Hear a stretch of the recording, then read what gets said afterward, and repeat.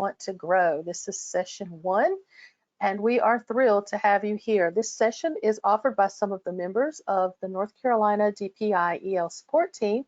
The EL support team is a cadre of trainers from around the state, teachers and administrators who all are experienced in working with English learners and looking forward to sharing with you. You may have joined us for some of our other offerings, and there are more yet to come. So we hope that you will enjoy today's session called Acquiring Minds Want to Grow Back to Basics, Essentials for Growth. This webinar will be recorded and will be posted on the website for you to review or to share with others. Next slide.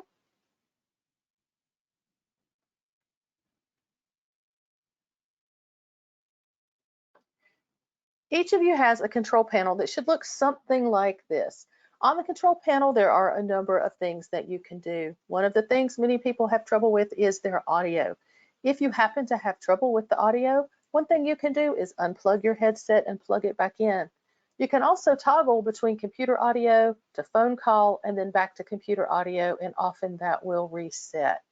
You have a mute button, the orange button to the left with the microphone that is out, that you come in automatically muted.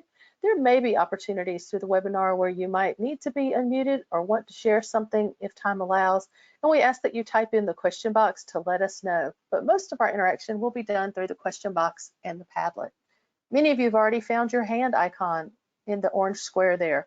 The hand icon is an opportunity for you to raise your hand to let us know that you have something you want to say. But again, the question or chat box further down on the screen is where you'll do most of your communicating with us there, and also in a Padlet that they'll be sharing with you in just a little while. Next slide, please. So take a look at this map of the state. Each of you is located somewhere in a region of our state.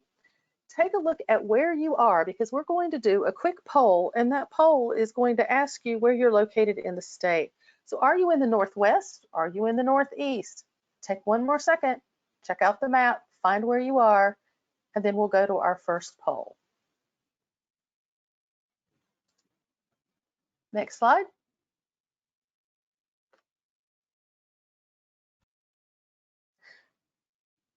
Where's poll question 1? I think we went too far.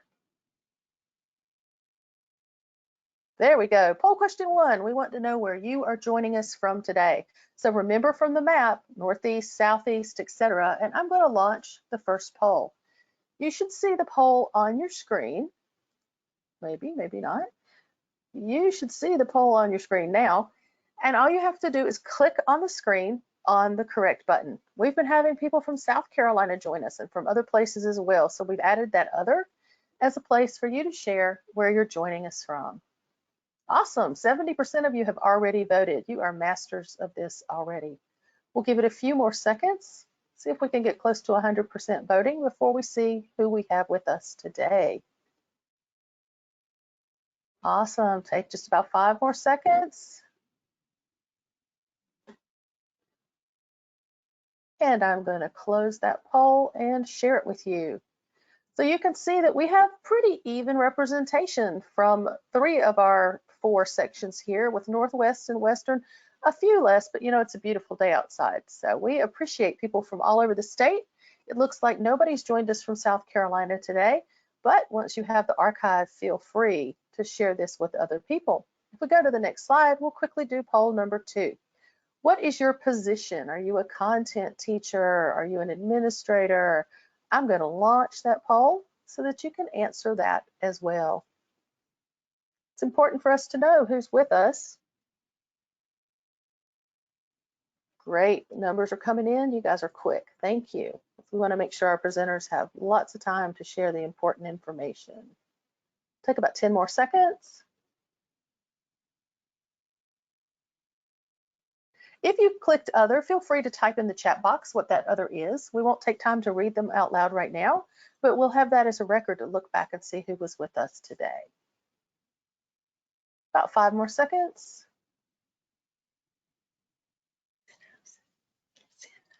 All right, and I'm going to share that poll. So you can see that the majority of the people with us today are ESL teachers, 61%. But thank you, content teachers, for joining us, because we know everyone is a teacher of an L at some point, almost always in North Carolina. We have some lead teachers, some administrators, and again, those of you who picked other, feel free to type in the chat box or question box so that we know who you are.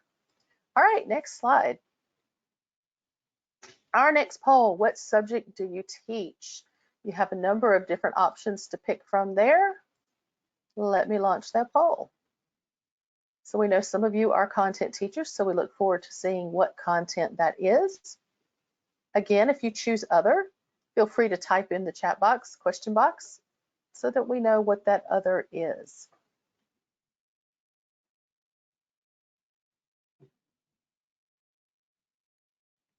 Just a few more seconds.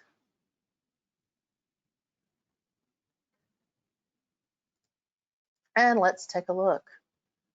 All right, once again, not a surprise, the majority of you are ESL. You've already sort of shared that on the other one. 19% of others, so I look forward to seeing that chat box later and seeing what that is. 12% ELA, 5 math or science, and 1 social studies or arts. And please know we only have 5 options in a poll, so we weren't able to split everything out separately. That's fantastic. Thanks so much. All right, keep going. So we are so excited to turn this over now to Dr. Tim Sims. He's the Director of Federal Programs in Hickory City Schools, and Alicia Doss, who is an ESL lead teacher in Harnett County Schools. And we look forward to hearing from you guys today. What we're going to learn about acquiring minds. Take it away. Good afternoon. So we're really excited to share this information with you here today. Alicia and I have been working on this for a few weeks because we're excited to share this information. We kind of want to talk a little bit about the title, Acquiring Minds Want to Grow, and where that title comes from. And it's from the idea that if we are doing the best of what we know from neuroscience and brain-based learning, that we know all of our kids' minds will want to grow. So that is kind of our theory of what we're working behind, and we're really excited to have you join us and help in the conversation about how do we do the best we can to get all kids' minds to want to grow. Next slide. So for our ground rules, I will have you know that Alicia and I have presented together quite a bit, and we're very comfortable. So do not be surprised if one of us jumps in when the other finishes talking to add something else that we thought of. So our ground rules are: care for yourself. You're an adult. You're in a professional situation that's online. So if you need to take care of something, if you're really hungry and you need a snack, please take care of yourself and make sure you're happy. Next, I would like to say that we have a Padlet, and that'll be on the next slide. So hold on, I need to go back to the, sorry. We have a Padlet that will clarify in just a minute. What we're asking you to do is take your content thoughts or questions and send that to the Padlet, because it's going to be easier for us to kind of mine. And then if you have technical questions about you're having a technical issue or you need something, please send those to the question box on your control panel. Our final ground rule is just be kind. Be kind to yourself. As you hear things today, if it's challenging to you or it questions something you've done, don't stress over that. Be kind to yourself, and be kind to all of us in the presentation as well, and so that we can all take care of each other and move on to a better place. Okay, so for our Padlet, we have several different topics that we have on Padlet as we go through the presentation today. The first is, I need clarification. So if there's something you hear and you're really not sure about, please go to that. Oh, the link to the Padlet is bit.ly/growpadlet. That should take you to our Padlet. So our first topic is I need clarification on. Our second topic is I have a question or comment about. If you have a resource you want to share, I have a resource for your web page, and we'll talk about the web page in just a minute. I have a question about Dr. Zadina's academic memory chart, which is going to be one of the things we talk about during this presentation. So if you have a question about that, once we get there, please feel free to post it. I have a question about Maslow's hierarchy. We're going to talk about that for a little bit. And then finally, our last topic is I have a question about the affective filter.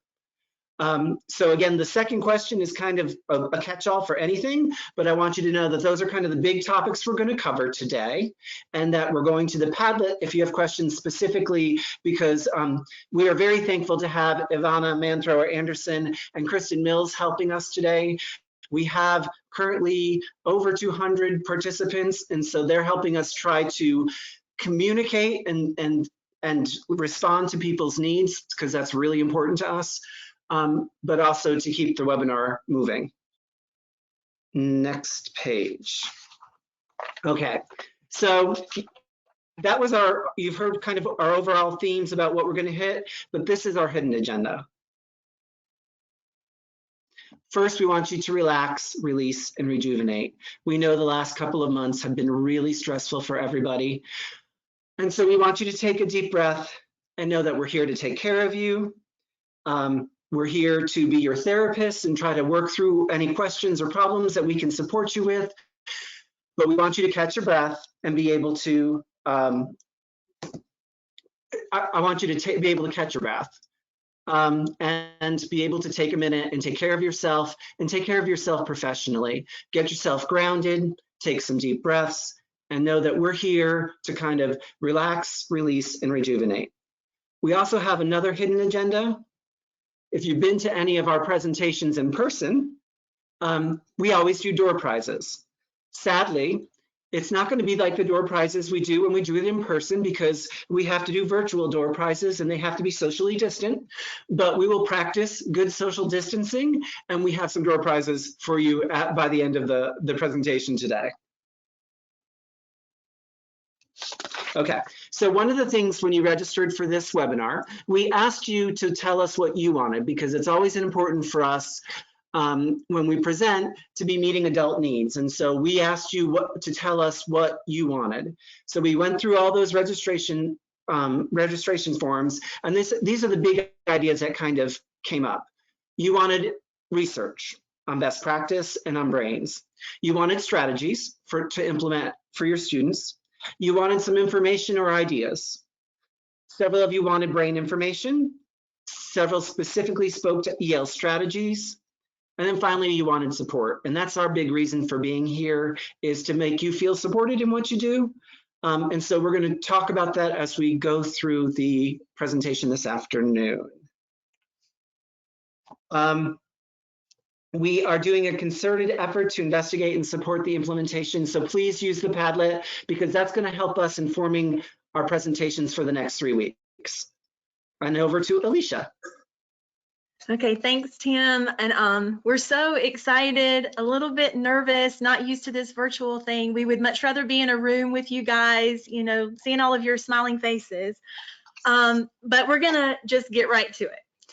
We're going to start with 2 real-life teaching scenarios. And we want you to analyze these 2 scenarios based on this question on the screen. Which lesson has a greater chance of creating experiences for the students that will take the engineering design process into long-term memory and may even inspire them to go into engineering in the future? So once we've listened and analyzed in our minds, we'll discuss the scenarios and the answer to the question in depth through the lens of those essentials that we're talking about today, those essentials for growth. And they're all going to be coming from educational neuroscience, because that's why we're here. And we're going to be getting back to the basics. So here we go. I just muted myself, sorry. Okay, so we're going to be looking at 2 teachers. Both of them are middle school teachers, and they are going to be teaching from Technology Essential Standards. And the standard that they are teaching to is apply a design process to solve problems in and beyond the laboratory classroom. Okay? So you're going to hear these 2 teachers share their current remote learning lessons And we want you to listen and analyze the scenarios based on the question. We've kept the question in the left corner of your screen. As you process auditory information, I know sometimes it's hard for some of us to only do auditory, so we've tried to have bullets of information for you to follow as you listen, and the question will be right there for you. Then when we reconvene, we'll continue our discussion, okay? I hope no one has any important questions. You're going to hear scenario 1, and then we'll go straight into scenario 2. Here is scenario 1. Welcome to my lesson. The lesson objectives are taken from the Middle School Technology Essential Standards. They are 11H, apply a design process to solve problems in and beyond the laboratory classroom. In planning the lesson, I considered access to materials and information for my students, in addition to meeting the essential standards. My focus was on creating a lesson that all students could access. I chose a text that was available as an open source text that they could get to easily. In order to support students whose reading is not at the text level, I recommended they use the Chrome extension Read Aloud, and most of them should have practiced with that extension in class at some point. It reads the text aloud so that the students can listen. I also wanted to support independent learning and relieve stress for their parents. So the students will read the text about the process of engineering design. My students can read through the text or listen and learn about the process of engineering design. When they are finished, my students will watch me model, identifying the steps of the engineering design process as I read a sample scenario. I will use Screencastify to model a think aloud of an example model. When I am finished, I will ask them to review different scenarios and identify which step of the process is being represented. As a summative assessment, I will present them with different scenarios, and they will identify which point in the engineering design process the scenario represents. To make sure students are successful, I will make sure that the text can be read. Okay, and just take a look at that question. Think about that teacher's scenario, and we'll now listen to scenario 2. Welcome to my lesson. The lesson objectives are taken from the Middle School Technology Essential Standards. They are 11H, J, and K, where students are able to apply a design process to solve problems in and beyond the laboratory classroom. Formulate 2-dimensional and 3-dimensional representations of a design solution. Evaluate and test a design in relationship to pre-established requirements such as criteria and constraints, and refine as needed. In designing the lesson, I wanted my students to experience the engineering design process and to discover what the steps feel like. If we were at the school, this would happen in my lab, and I would provide all the materials for my students. A couple of weeks before the lesson, I notified my students and their parents that we would be building bridges from recyclable materials and to save some recyclables they may want to use in the project. I gave them a list of some materials that they may want to save. I asked the students to contact me if they were having trouble collecting materials to use. The night before the project, I used the Remind app to send a message to the parents. I let them know that this project is something the students should be able to complete independently and should free up the parents' time. I told them the goal was not to build the perfect bridge, but for the students to experience the engineering design process. There will be failures, but no one should stress over those. It's part of the process. We would learn and move on. If the students need help, they know to contact me. I did not present the engineering design process prior to the students building their bridge. I let them use their own process. They were given criteria on dimensions and what to use to connect the materials. Students showed off their engineering design project in Google Meet to their classmates. Afterwards, I shared with them the steps of the engineering design process, and I guided them to create a mnemonic device to remember the steps. I asked them to journal about their process and how it was similar or different from the process I shared.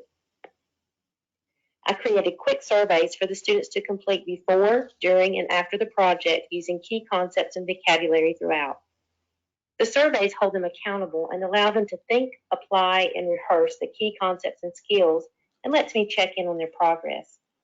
I try to make the questions fun and engaging so that they are leaning into the work. Next week, they will collect data from testing their bridge with different weights from items they have at home. Okay, and thank you for listening. And we'll give you a second to think about the second scenario, our question, and the first scenario, and then we'll move on to our discussion. Okay, so we're getting ready to do another poll, and it will be to answer this question.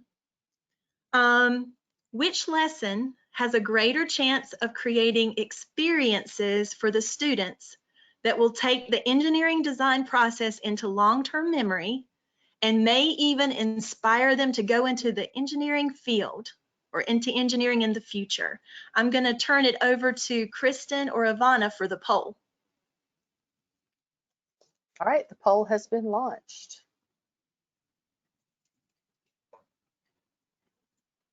We have almost 50% who have voted.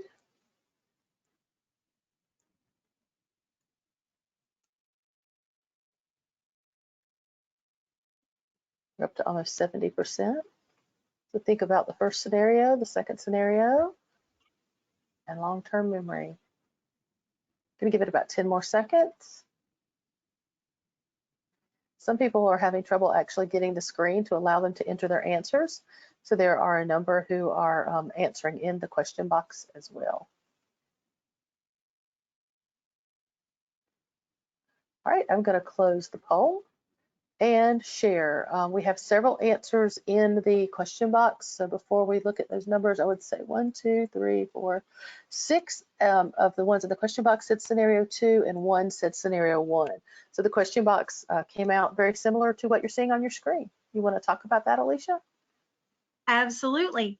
So to begin our discussion, you're going to be typing in chat or Padlet, and we're going to be guiding. I wish we could talk in person, but if we take out the word greater, scenario number 1 and scenario number 2 both have a chance of creating experiences that will take the engineering design process into long-term memory and even possibly spark a desire for one of our students to enter the engineering career in the future. But over the next few minutes, we're actually going to be looking at that greater realm. And we're going to allow you to help us determine which of these two scenarios actually has the greatest chance of all. Our purpose for this seminar is to provide a platform to discuss, some basic principles of educational neuroscience for the purpose of growing those dendrites and synapses in the brains of our elves. So acquiring minds really do want to grow. We know that our students are wanting for us to see them, wanting for us to know that they are there, and wanting to engage and wanting to grow.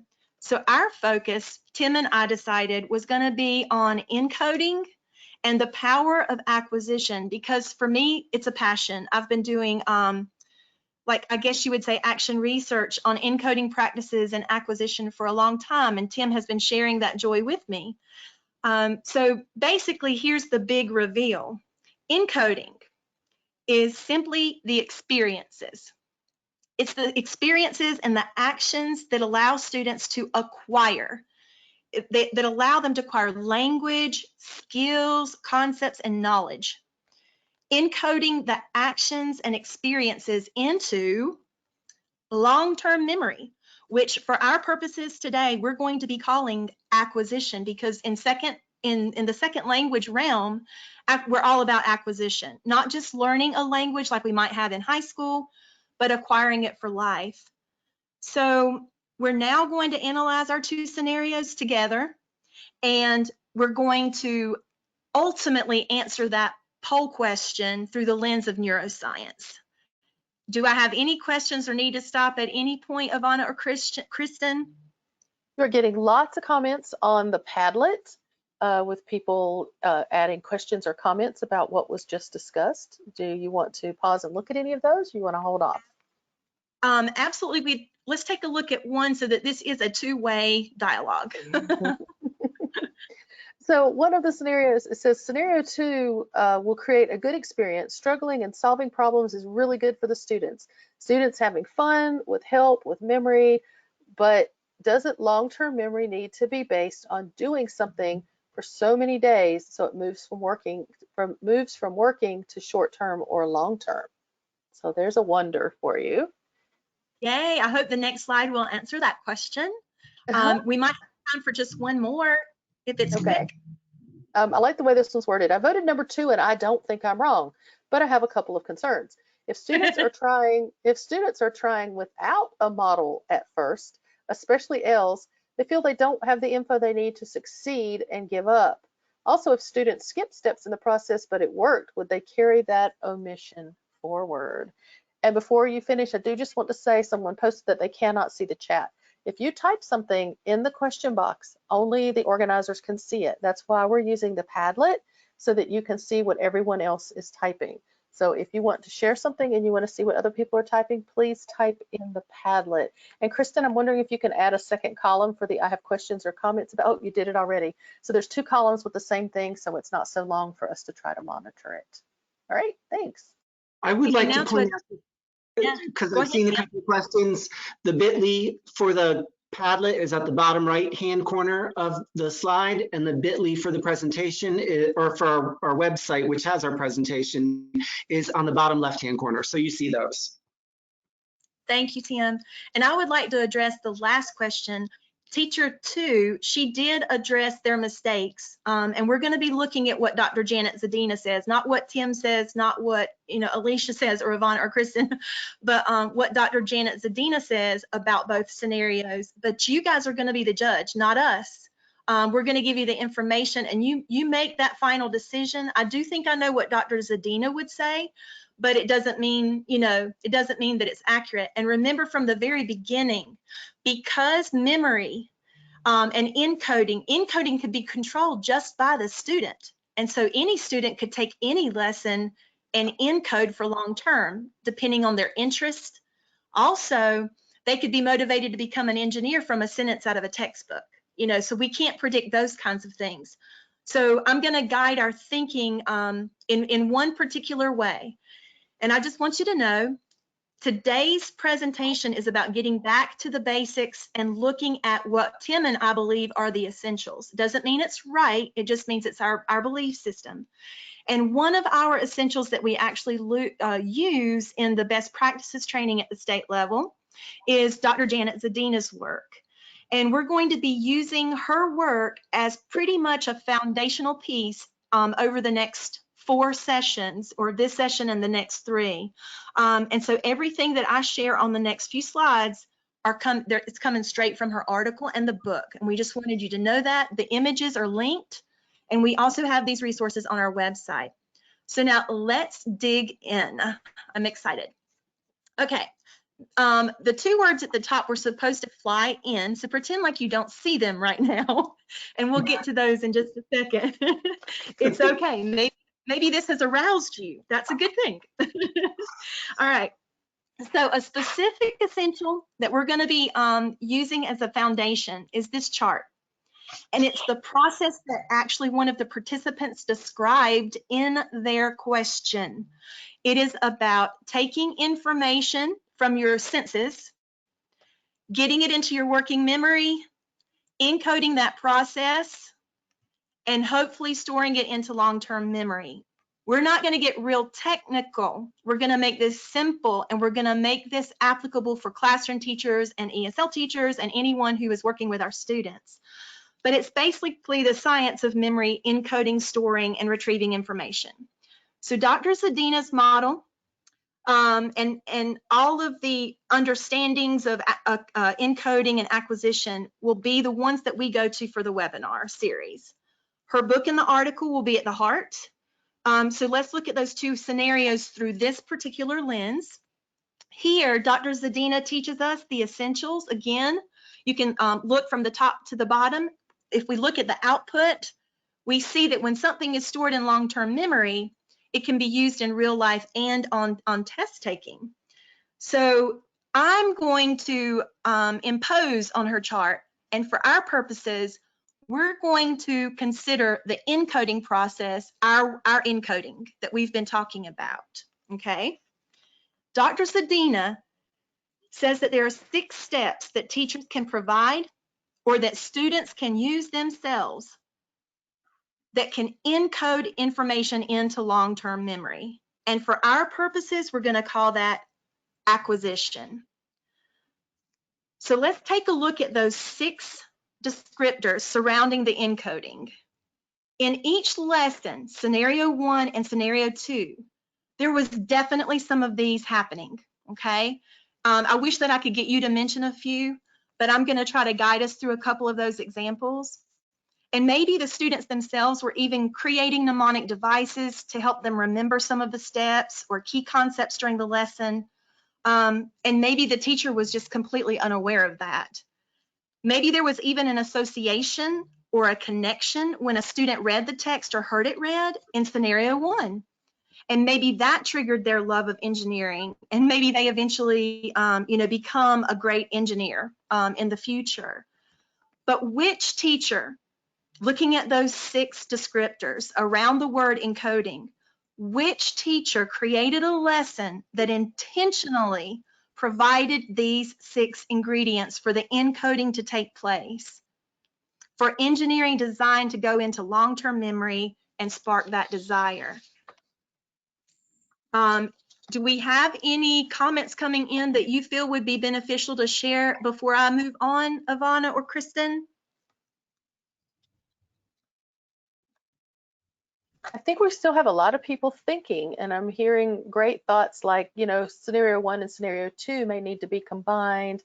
A number of people very uncomfortable with trying to figure something out without it being explained or modeled first. And there's also a question about the standards and what standards this might be tied to.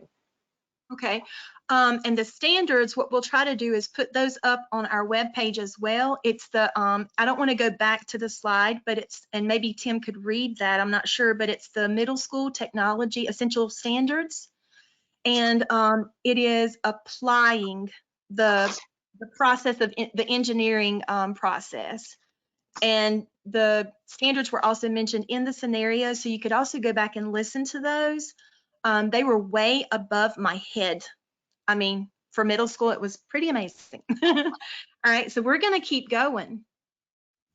We're going to call the second box, and I want you to see what's in that box: long-term memory, procedural, episodic, semantic. This is when things stay and they can be retrieved. We're going to call this box our acquisition box, because when we're talking about second language, we don't want it to be something learned, regurgitated on a test, and forgotten. We want it to be something that is in their DNA, something that they can retrieve naturally and that is in their long-term memory. So in scenario 1, the teacher provided modifications and scaffolds for access to the content, and she modeled the concepts, and she gave students lots of opportunities to apply those concepts, but just to pinpointing the steps from scenarios and presentations. The students may have rehearsed a little bit later on their own if we're looking at those descriptors around encoding, but maybe for the test they would have rehearsed that or practiced it. And they may have created some mnemonics on their own if they knew how to, and may have made some unintentional or intentional associations and connections. So encoding was definitely happening, or could have been happening for sure. But I'm going to focus now quickly on scenario 2. Of these 6 steps in the chart, what does it seem the teacher explicitly planned for? You can make your comments in the chat box if you would like, or listen carefully as you look at those descriptors around the encoding box.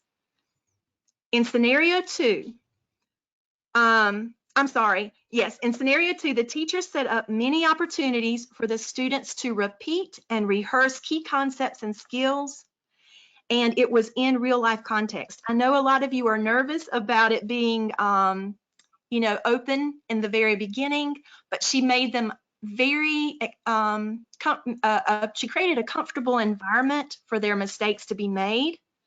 And actually, Ken Pransky is someone that we're going to be referring to often. He really, really believes in the science of setting kids up for making mistakes. So we'll talk about that in session 2 or 3.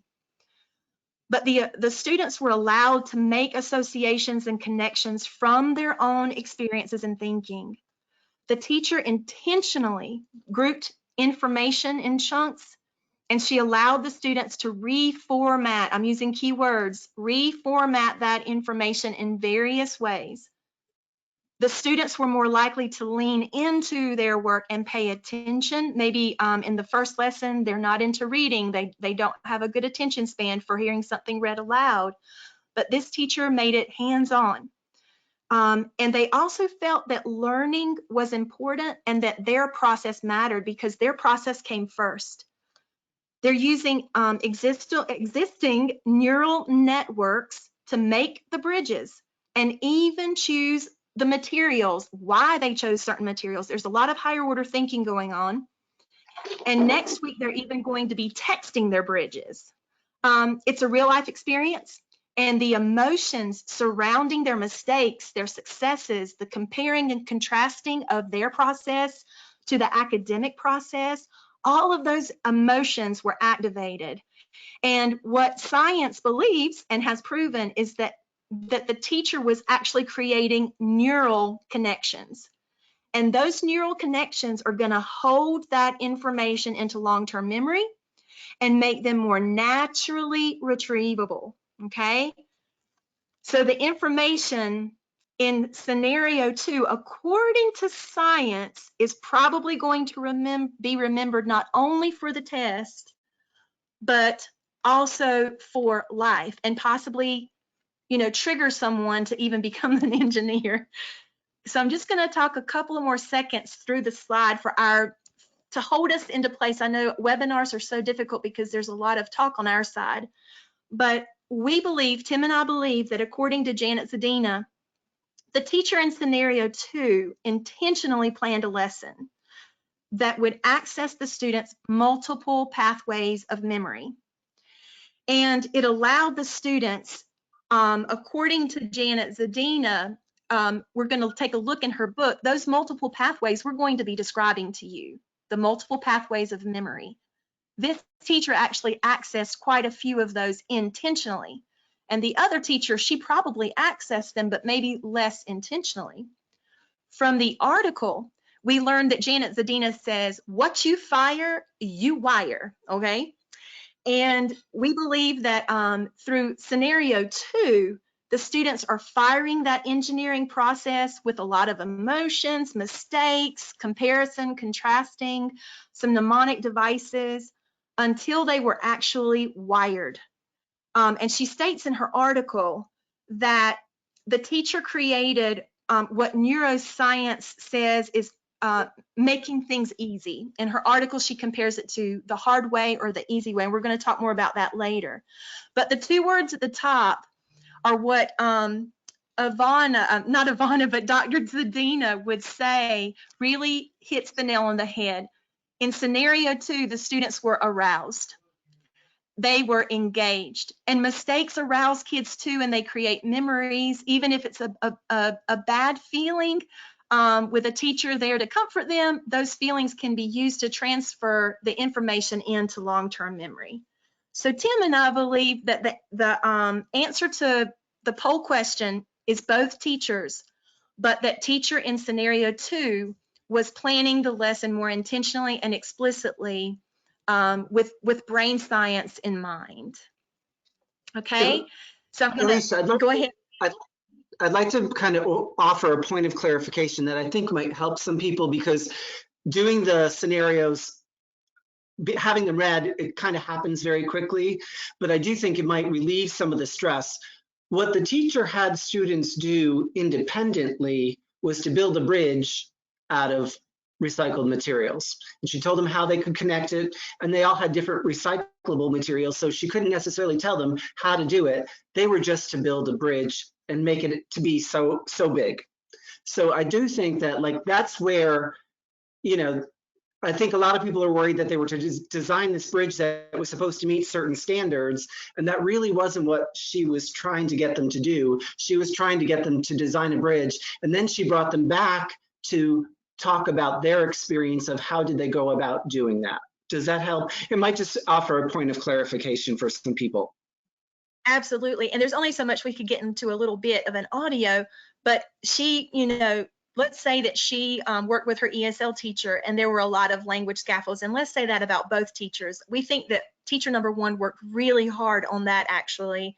They're both great lessons, and they're both effective. But what we're talking about is the greater and the realm where we actually begin to learn how to help students encode information and get it into that realm of acquisition. I'm going to refer to the screen right now. We have been in touch with Ken Pransky. He is an author and a curriculum and instruction consultant. We talked with him this week, and we had a really hard time trying to pinpoint the most important information to share with you and how. But Tim and I, again, we believe that encoding and acquisition are our two main points for the 4 sessions. And when we asked Ken Pransky to help us define acquisition and encoding, I'm going to end with his comment after we look at our definitions that we established together. So our definition for encoding together, whether we're right or wrong, and this is informal, we're going to call those the experiences and actions that allow perceived information, which means kids can misperceive them too, like some of you have been commenting about. That's very true.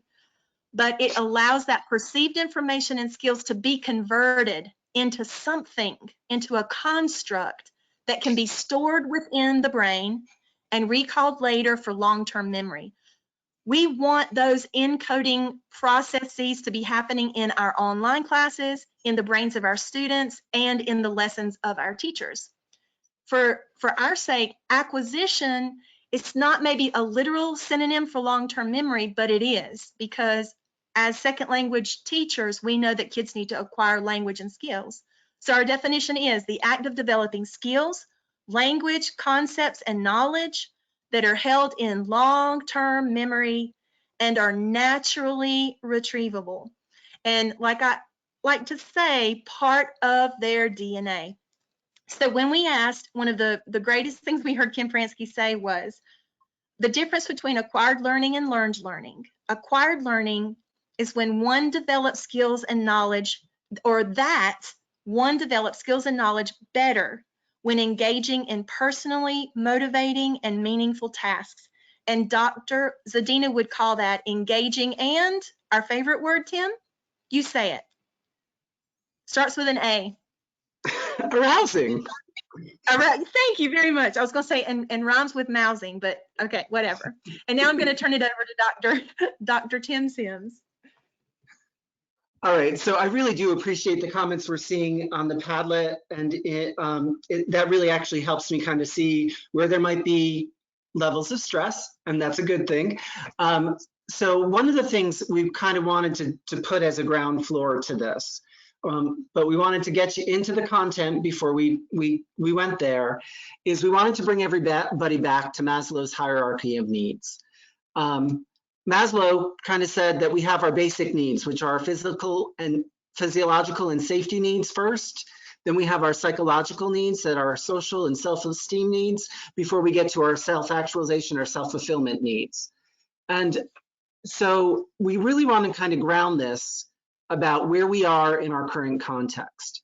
I saw in Facebook, I was, something flew by, and it was Maslow's hierarchy, and it was a doctor somebody, and they had a big arrow pointed down to the basic needs, and it said, "You are here." And I think the message is that in our current context, that is where many of us are, and many of our students, right? We're worried about making sure we have food, and we're worried to make sure, grocery shopping is different than it used to be a week ago or a month, 2 months ago. Grocery shopping, things that we took for granted for being easy are now complex tasks, or more complex than they have ever been. So it's really important that we keep in mind that we as teachers need to tend to ourselves and our safety and physiological needs, it's really important that we get ourselves to a grounded place, that we take time to breathe. Alicia and I have been reminding ourselves all day to breathe. And it's really important for us to remind ourselves that a lot of us and a lot of our kids are really worried about safety and physiological needs, our basic needs right now. And so that's okay. And when that's where our focus is, it means that we are more distractible. It means that it's harder to get things done that require higher level thinking. And we need to give ourselves the space for that to happen. So I kind of first want to acknowledge to our teachers that if you are finding it hard to do things that you've always done and it wasn't so hard, acknowledge that. And then the other part of that is, there is kind of this whole level of stress and trauma we have just been through, in that our whole learning environment changed and we were worried about basic needs, and we're trying to change how we teach. And so one of the things we kind of wanted to honor with this, as we walk through these scenarios, is to really help us come back and say, we have to realize where we are as people, and that things that used to not be a concern, or were maybe not as big of a concern for us as adults, are now more of a concern. But also that we need to take care of our psychological needs as well. And social needs, it's hard to, if you're like me, it's hard to socially distance from people. I mean, I struggle with that. And I think we need to honor that and find ways in which we can build that and build the social needs within our classrooms. And those aren't always easy. It could, and I want to point out that we intentionally had in both scenarios, the teachers do things to reach out to the students and their parents to set a ground level to help them feel safe and cared for. And that, if you walk away with one thing from today, and it's that I need to make sure I feel safe and cared for, and then I need to bring that to my students, that's a win for me. And to let yourself off the hook of some of this other stuff that's stressful. So I do want to say that. So I also kind of want to highlight in our scenarios, they called the parents first. They used something in their home. The second teacher asked her to call if they needed anything. They allowed their thoughts about the process to matter first, and then they compared and contrasted the process the students found with the process.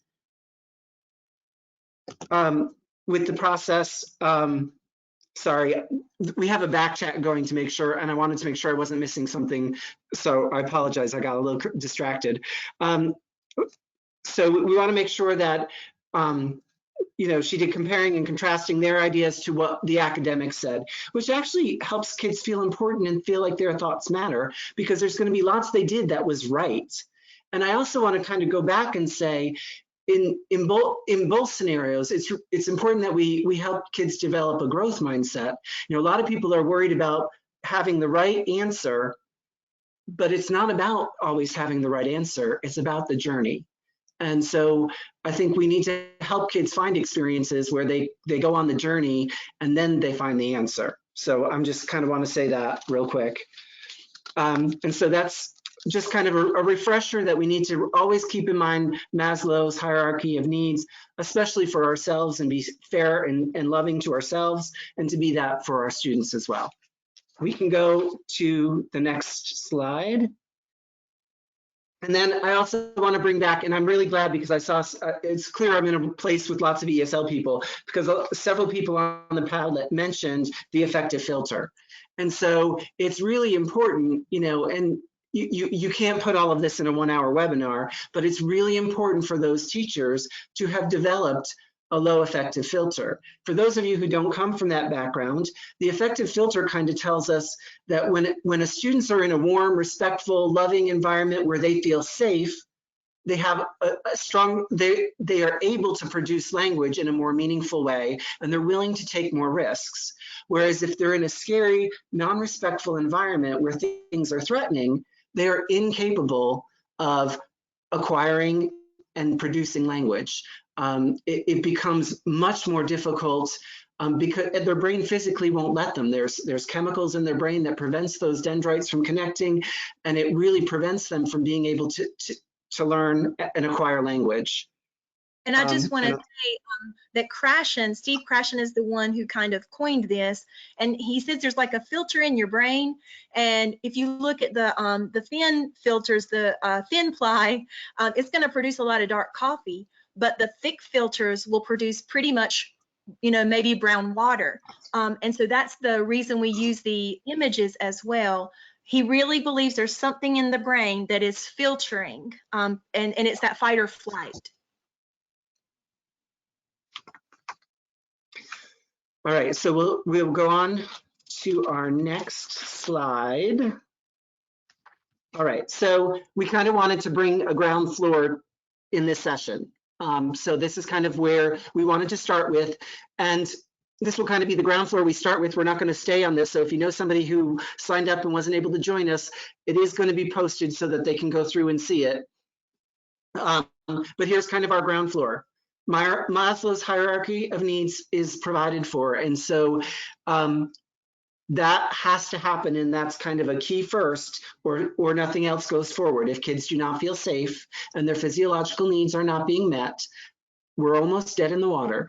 So thankfully we have, I know all across the state there are child nutrition people and bus drivers and all these good people trying to get kids fed and their needs taken care of, and that is awesome to see. And so we need to continue to support our kids in feeling safe, and their needs are taken care of.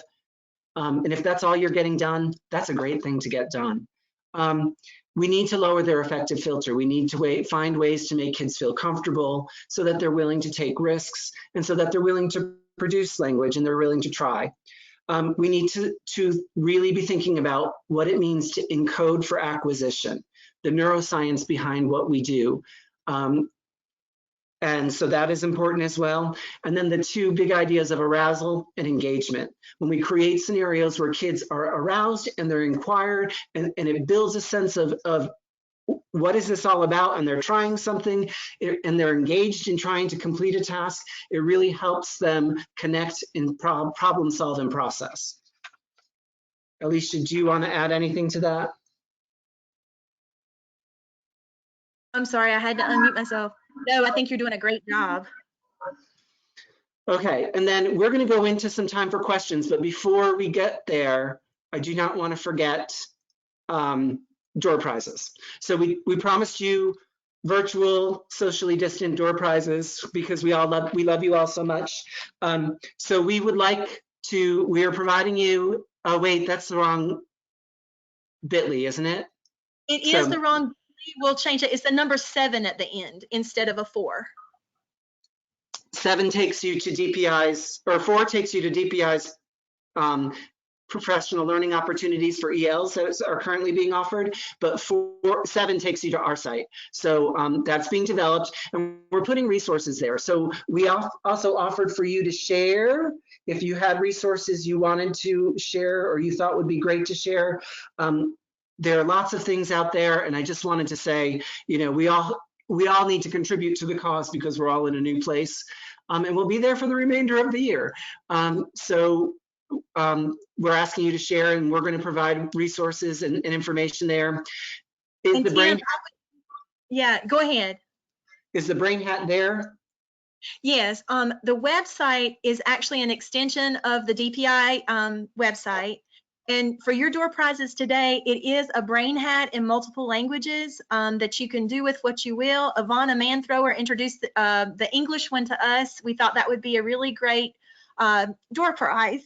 And we also have an article or some information from Dr. Janet Zadina that Tim shared with me, and it's called Brain Bites about COVID trauma for adults and your staff. Tim, I think you can speak more to that. So she put out a newsletter, and what she kind of really talked about was PTSD is real, and that if we don't take care of our teachers over the next few weeks, that it could be a real thing for them, that it's really important that within the first 30 days of trauma, that we care for the trauma and that we get help.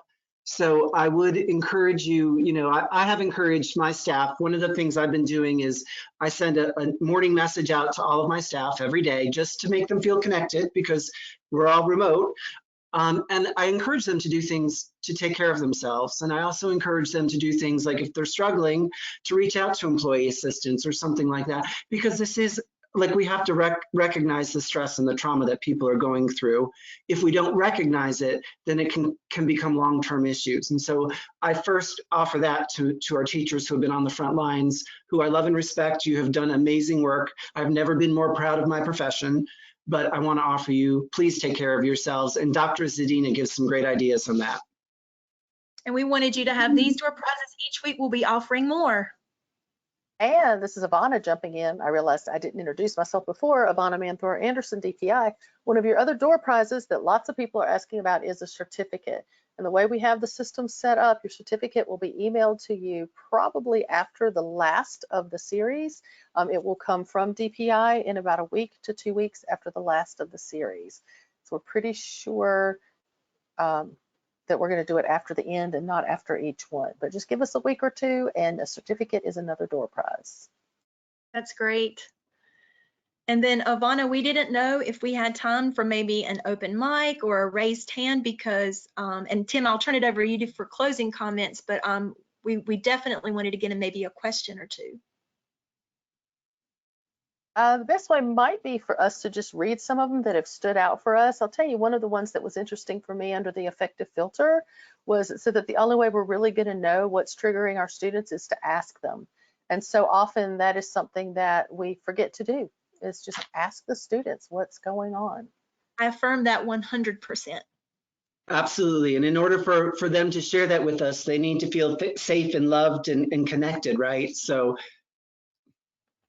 Absolutely. And I would encourage just one thing that is just really burning on my heart and mind for all of us to maybe try to take an opportunity to do, and that is to write your ESL students that have the highest need, get that mailing address, and mail a self-addressed stamped envelope under the guise of what your administrator says is okay to do, and hope for a return letter. We're gonna maybe take a look at a couple of case studies next week where some of our ESL teachers in Harnett County have done that, and it has just blown us away. And these are students that might not have that tech accessibility. And there's another comment that says, I feel that I've been getting to know many of my ELs better due to remote learning because of frequent calls to determine why students are not participating or are barely participating. So another similar example, reaching out, getting to know students. I feel like this is what we should have been doing all along, and it took a pandemic, I hate to say that, but you know, like the circumstances that we're in right now, maybe to bring it to the forefront. And I'm glad that that teacher's experiencing that. Yeah, and then some more of the social emotional, that some of the kids that don't have access, that they're hearing from the parents that the kids are crying because they miss school. And, you know, again, going back to what you guys are talking about, the phone calls, the letters, reaching out to that social emotional and seeing how that can tie into the content. Tim, did you see anything that stood out? I know you've been following the chart as well. I'm just really amazed by just how positive people are, the positive things they're putting forth, and ideas that they're putting out. That's just really, it speaks well to the people we work with and the people in our state. And another thing to about what we've presented today is pretty simple stuff, and it is really getting back to those basics. And I'm really glad that Tim spent time on Maslow's hierarchy. So somebody mentioned The Deepest Well with Nadine Burke Harris. It's an awesome book. It really talks about long-term effects of childhood adversity. And so that might be something that we all need to be thinking about over the next few months, of adding to our resources. She's done a lot of the work around resilience and building and ACEs, and you know, so that's something I think we should do. And I wanted to mention one resource. Dr. Becky Bailey does Conscious Discipline.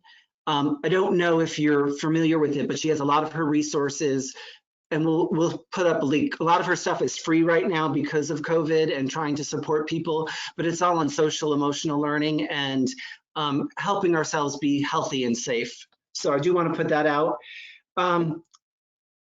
So I hope you found this time valuable. We have a survey for you to do, so I don't want to not get to that at the end. we really do appreciate your time. Alicia and I always say in person, go in peace, not in pieces. I might have stolen it from her. And so we would like to say that to you. We hope this has not been a stressful time for you, but it's made you reflect a little bit and make sure you're taking care of yourselves and you feel you have permission to go home, well, you are home probably, to go off the computer tonight and take care of yourself for a little while. Alicia, do you have anything you want to add? Only that we know that you are people that we love and know, and you've made it really easy to present this information today, and we can't wait to keep learning with you. You're getting lots of thank yous and lots of shout outs, people that were familiar with your work already, excited to see that you were the ones presenting. So hopefully we'll see you all at the next one. Yes, yes, yes. And the survey should deploy when this closes, and it should also be included in the follow-up email that you get after the webinar. We're still learning all this technology, so hopefully it works the way we think it will. And the survey is really important to Alicia and I, because we've never done a webinar before, and so we would like any ideas of how we can improve this.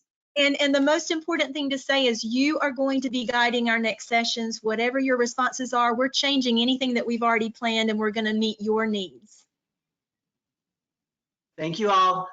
I wish you well. Much, yes. Thank you guys so much. And this will all be archived on the website so that you guys have the opportunity to listen again and share with other people. Have a great day. Peace, not pieces.